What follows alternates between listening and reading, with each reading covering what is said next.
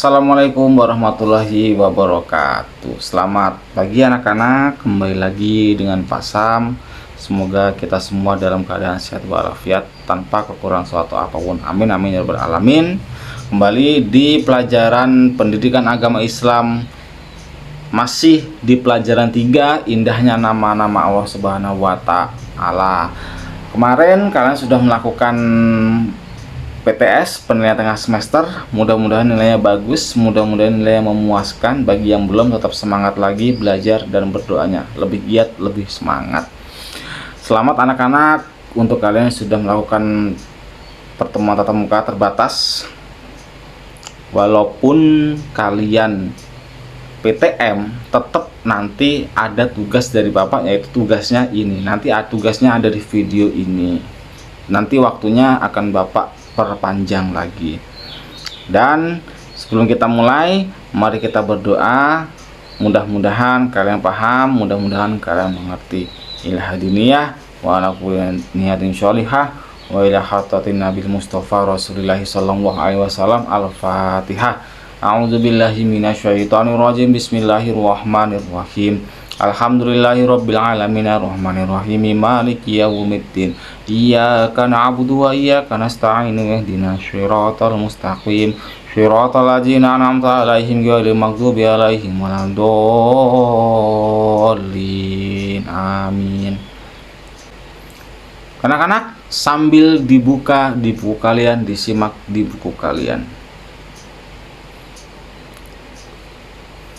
Nah, kemarin kita sudah mempelajari makna dan apa itu Asmaul Husna dan makna-makna As-Somad, Al-Muqaddim, Al-Muqtadir, sama Al-Baqi.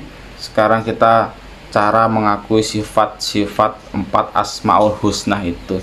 Yang pertama, mengakui sifat As-Somad.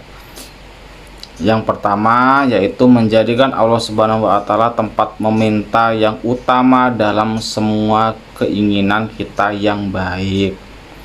Kalau di dalam Al-Qur'an itu ada surat Al-Ikhlas ayat kedua. Qul huwallahu ahad. Katakanlah Tuhan itu satu. Allahus Somad. Allah tempat meminta segala sesuatu.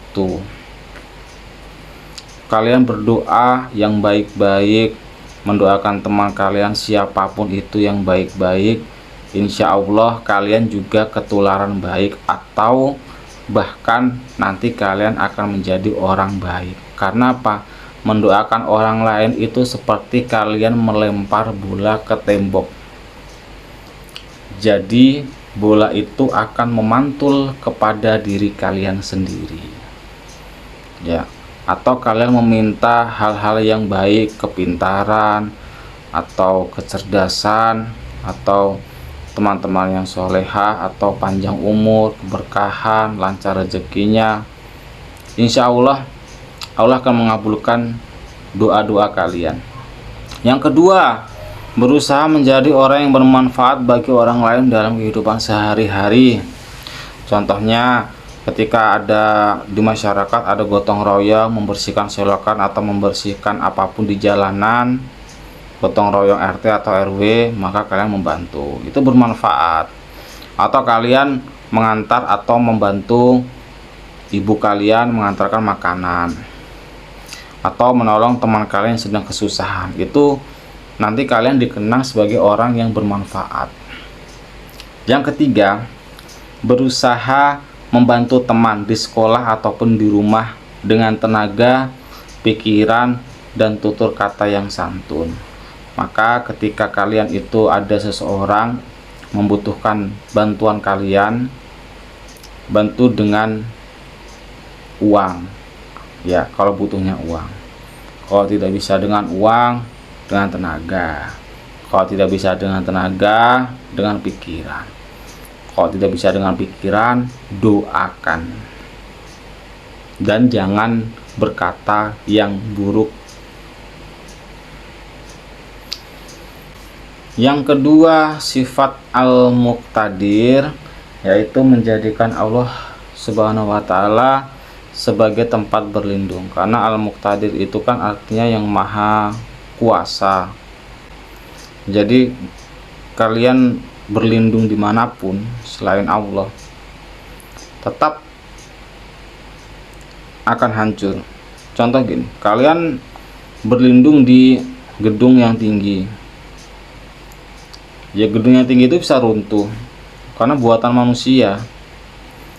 Terus kalian ngumpet di dalam tanah atau di yang tanah galian itu, kamu ngumpet di situ, tetap, karena ketika kiamat semua yang ada di bumi ini keluar, yang di dalam bumi keluar, yang di dalam tanah keluar, terus gunung-gunung dihancurkan oleh Allah, magma yang ada di gunung keluar, semuanya keluar. Maka sebaik-baik tempat berlindung Allah Subhanahu wa Ta'ala. Yang kedua, berlomba-lombalah untuk mencari amal kebaikan, karena kita tidak tahu kapan bencana akan datang. Kalau dalam bahasa Arabnya fastabihul khairat, berlomba-lomba dalam kebaikan, karena bencana atau kematian itu kita nggak pernah tahu. Umur, jodoh, kematian itu nggak ada yang tahu kecuali Allah Subhanahu wa Ta'ala. Bisa saja ketika kita tidur tiba-tiba meninggal, bisa saja ketika kita makan tiba-tiba meninggal, bisa saja ketika kerja atau ketika sekolah tiba-tiba meninggal. Ya karena bencana atau kematian itu nggak ada yang tahu, hanya Allah yang tahu.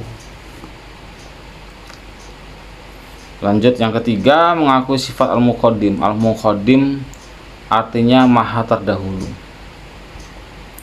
Dalam berbuat kebaikan hendaknya kita terlebih dahulu berbuat. Jadi kalau bisa kita itu menjadi contoh yang baik. Nanti ketika orang yang sudah tiada itu akan menjadi cerita bagi orang-orang yang masih ada. Nah, bagaimana kalian membuat cerita bagi orang-orang yang masih ada? Berarti kalian harus berbuat baik dong, menjadi contoh yang baik. Yang kedua, mengerjakan sesuatu yang bermanfaat untuk masa depan. Yang ketiga, jangan menunda-nunda pekerjaan, terutama belajar. Karena nanti kalau kalian menunda, besok, hari ini ditunda, besok lagi, besoknya lagi tunda, besoknya lagi tunda, jadi pekerjaan nanti semakin banyak.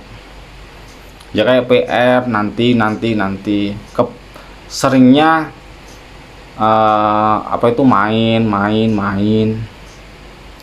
Kalau bapak sendiri sih main atau main HP nggak apa-apa, it's okay, silahkan. Tapi jangan lupa dong belajarnya. Jangan belajarnya 1 jam, main HP-nya 5 jam, 10 jam, ya nggak imbang. Boleh main HP, silakan. Kalau bapak pribadi sendiri ya, silakan main HP, tapi tahu waktu. Sudah itu aja. Dan tugas-tugas yang lain jangan dilupakan, terutama belajar. Karena kalian masih siswa, tugas kalian ya belajar. Yang keempat, mendahulukan kepentingan umum daripada kepentingan sendiri. Lanjut, yang keempat, yaitu ketahuilah Al-Baqi itu yang maha abadi, maha kekal. Ketahuilah anak-anak bahwa masa kanak-kanak tidak kekal. Suatu saat kita itu pasti menjadi tua, renta, dan mati. Atau bahkan tidak menjadi tua, muda, bisa meninggal. Atau masih kecil juga bisa meninggal. Banyak loh contohnya. Jadi nggak harus tua. Jadi kematian itu kapanpun akan datang. Sedangkan Allah yang maha kekal. Jadi kalau buatan manusia bisa hancur, apa manusia yang nggak bisa hancur? Buatan manusia apa yang nggak bisa hancur? Hancur semua. Kemarin yang lagi viral, Cina, yang bendungannya katanya tidak bisa dikalahkan oleh teknologi apapun. Buktinya ya kan? Tanggulnya jebol. Siapa yang bikin? Ya Allah, kan menentang Allah.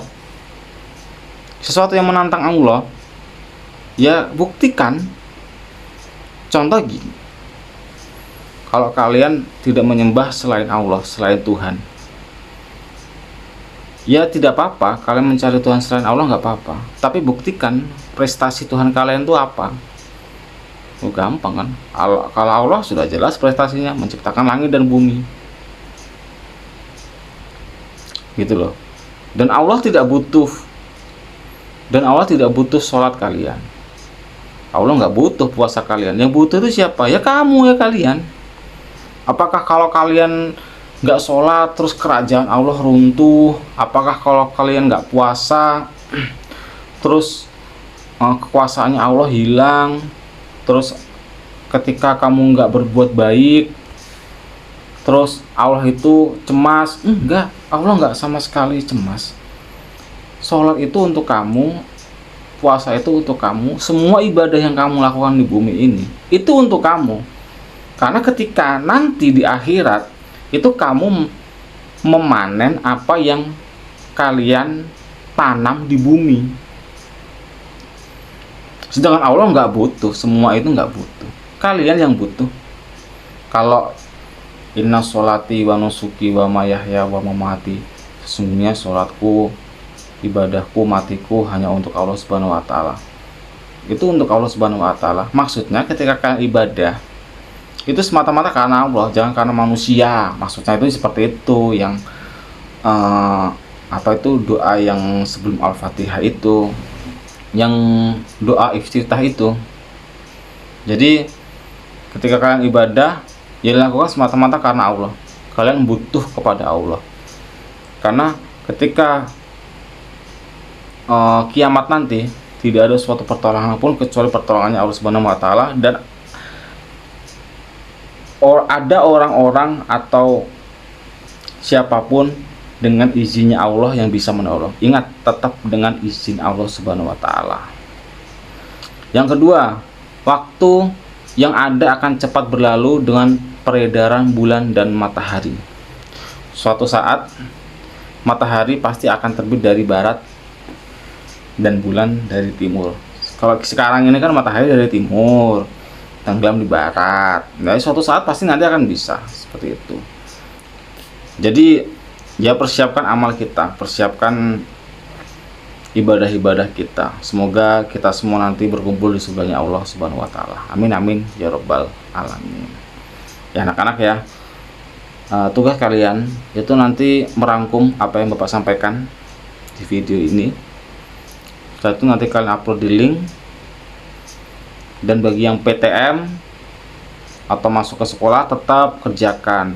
Nanti waktunya Bapak perpanjang. Jadi tidak ada alasan, karena mapel kayak mata pelajaran ya kayak agama dan olahraga itu belum boleh masuk. Hanya guru kelasnya saja yang boleh mengajar. Sedangkan karena terbatas ya. Sedangkan guru agama dan olahraga tetap melakukan PJJ atau pembelajaran jarak jauh. Oke anak-anak, jangan lupa tugasnya dikumpulkan. Masih ada lagi? Oh tidak ada. Terima kasih. Silahkan kerjakan tugas berikutnya. Tetap semangat. Mudah-mudahan kalian mengerti. Mudah-mudahan kalian paham. Mudah-mudahan kalian bisa mengamalkan 4 Asmaul Husna tadi: As-Somad, Al-Muqtadir, Al-Muqaddim, Al-Baqi. Semangat anak-anak. Kurang lebih mohon maaf. Wassalamualaikum warahmatullahi wabarakatuh.